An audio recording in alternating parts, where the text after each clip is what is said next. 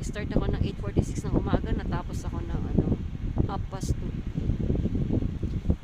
So, from the morning, 8:46, 9, 10, 11, 12.